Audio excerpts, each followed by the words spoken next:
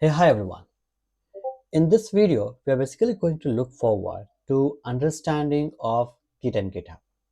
But before we start with the Git and GitHub, the first video would be totally dedicated on the setup processes. Now, what setup processes that we need? We need things that we need to basically work around, install it in order for us to basically work on the Git and GitHub. Now, having an operating system is extremely important at this point, and what kind of an operating system you are running. For example, as you can see, I'm running on Windows, which means I need few things that needs to be installed in my laptop. Like for example, Git for Windows. So I need to have Git install for Windows. It's fairly easy to basically install it. You download the executable file from here, and then you install it. Generally with Mac and Linux, the Git is already pre-installed, so you don't have to install. But if it's not there, you can run this homebrew command, the brew command, to install the Git. And if it's not there in a Linux machine, you can run sudo apt-get install Git. Generally, it's already being pre-compiled in majority of the Linux flavor as well as on the Mac OS as well. But for Windows, you might have to do it. So if you have successfully installed it, I would suggest you probably to restart your computer once. Generally, it's advisable. But anyway, even if you don't do it, you should have a ability to do it. So if you just run command prompt and you run git, you should see something like this. If you get something like this, which means the Git has been installed perfectly fine. Now, in majority of the cases, we'll be working with writing with the Git on a Visual Code Studio, right? We'll be writing our code and everything on the Visual Code Studio. For that purpose, I want to make sure that my Visual Code Studio is also being, configured to it. So obviously, if you install it, it's already there on the terminal. If you open a Visual Code Studio, it should always be there. So we'll need, Git to be there. Okay, that's two of the things, which means we need a Visual Code Studio, we need a Git to be installed. The third part is we need to go to github.com and you need to make sure you have a working account. So you need to create an account. Use your email address, which you use, create a free account. It does not cost you money to create any account on the GitHub. Now I know there are a lot of other platform which offers the Git functionality, like GitLab is there, and multiple other things are there. But we'll be focusing on the GitHub for now. It's pretty much easier to work with GitHub. Also has one of the largest uh, the community around the world.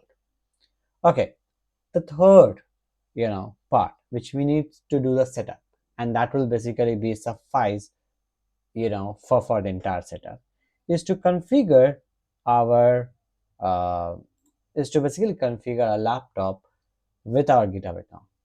Now see, when you want to work with GitHub, the idea of GitHub is that we will be storing our source code, our application code that we are going to write it down in this website in the github.com.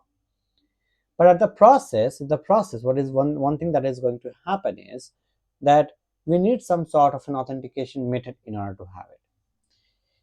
In GitHub generally provides with three ways. One is an HTTPS method as such, and an internal GitHub link method as well. Our focus would be to use an SSH in order to have it. HTTPS has been deprecated. It has been in more than a year now that has been deprecated. So it's easy. It's okay that if you want to use an HTTPS, but given that you just want to clone the application and get it done, that's fine. Other than that, it's not good on that perspective.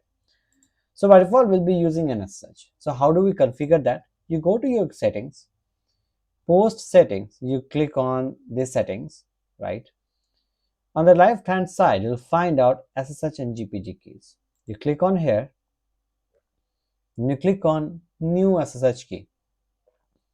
Now here, what you have to do is you'll have to basically type out your SSH key. So how do we generate? So run the command SSH keygen.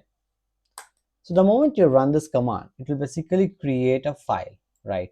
in this specific folder. So in the C drive, users, Prashant Day folder, .ssh folder, right, you'll be able to see it. If you want to look forward to it, I can open this particular specific folder from here itself. So like second, C drive, right, users, Prashant Day folder, you see .ssh folder out there somewhere. Where is the .ssh folder, and you'll be able to see these files being created. Now in my situation, I've already created it. I don't want to overwrite it, but yes, this is something that you'll be able to see. So all you just have to do is, just specify whatever, like, I mean, in your situation, you don't have to write out anything. You just have to keep on, pressing enter. It should automatically get it done. Press enter passphrase. You don't have to enter any passphrase. Enter the same passphrase again. Don't enter anything, we'll make it easier for now. Once you've done that, it will tell you that the key is this, and the key has been created. The file name would be this one, whatever the name that you have specified here. If you have not specified here, then this will be the file name. And in most of the situation, just avoid writing any names. You just keep on pressing enter, and then done. If you have done that in .ssh folder, you should be able to see the files as well. So for example, this specific file must have been created in your folder altogether, right? So as you can see, now a bit about this file. There are two files. One is a public pub.pub, and there is no file to it. So this is basically based upon something called as an asymmetric key encryption algorithm, right, which involves two keys for the encryption purpose. This is done for the data privacy, obviously, and data is basically encrypted. Now in this situation, public key is used for encrypting the data. Private key, this is without a name, is used for decrypting the data. If you lose this, or if this key gets compromised, then the hacker will have the access to your website, to your entire GitHub account. So be very careful about sharing these, this specific key. This .pub key, you don't care. You can share it with anyone. So right now what we'll go across, we'll open this key, the content of this specific key, to our Visual Code Studio. So open this key to the Visual Code Studio, or Notepad++, or Notepad, whatever you feel like. Copy this entire, content, right? And then go back to your GitHub account. Right? You can write any, name, and you can press this information to a key. Make sure there are no empty spaces at the end. You do it, you click on add SSH key. That will ask you for the access to password, or if you have set up a two-factor authentication, you specify those two-factor authentication. Once you have specified the two-factor authentication, your key will basically get stored. So let me also specify this thing as well.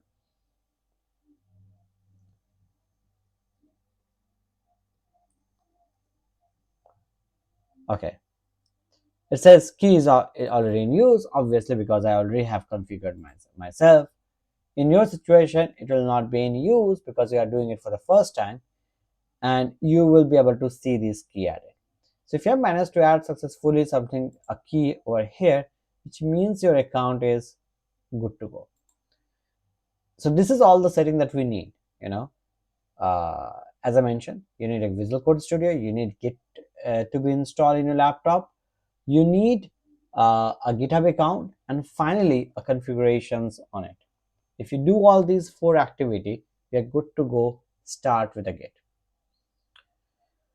Okay, that's all for this video. Please do complete it. We'll be having a Git series as well.